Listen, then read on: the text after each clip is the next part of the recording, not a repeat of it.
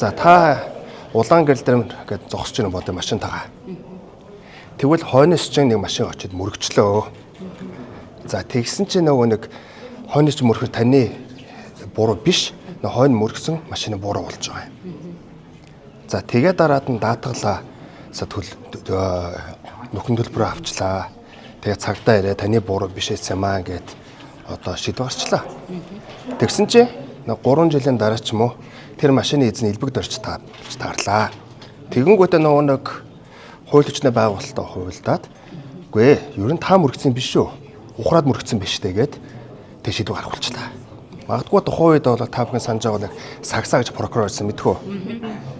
Нөгөө нэг цагтан орсон хүнийхээ их нэртэй хонё гэж жагаад төгөл нөхрийн судлалыг гэж байгаа тэр бичлэгэн задраад тэг ажиллаа өгсөн. Тэр хүн аавыг ялсан шүү дээ. Тэглээ. Тэгээд тань дээр тэгсэн чинь хууль хүчний байгууллага та мөрөгцсөн биш үү? Та наадхаа хотод мөрөгсөн төлбөр төлөөч гэж аахгүй юу? Тэгсэн чинь нөгөө нэг машиныхын жолооч нь үгүй би одоо мөнгө авъя. Юу та нам мөрөгсөн. Тэр магадгүй нөө даваад л байх. Ийм л өсөлт байдал үүссэн байхгүй. Тэгэхээр хуулиа даах хэвээр нэгт хуулиа даах хэвээр. Хоёрт нь бол шударга байх хэвээр гэж хэлмээр байна. 18 онд шүүхийн шийдвэр гарцсан гэдэг юм яриад байгаа шүү дээ. Нийслэлийн орчилгаа бодлоо. 8 онд гарцсан.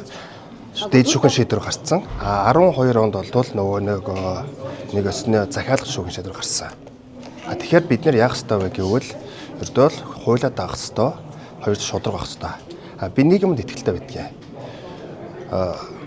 Үнэн цаг хугацаанд гүйцэтгэе гэж. Тэгэхээр хизээ нэгэн цагт бол энэ хэрэг ялангуяа аавдар тогсон хэрэг бол цагаатна гэж би бүр итгэлтэй байгаа. Тэгээд одоо ард түмэн харна, ер нь ард түмэн мэдж байгаа.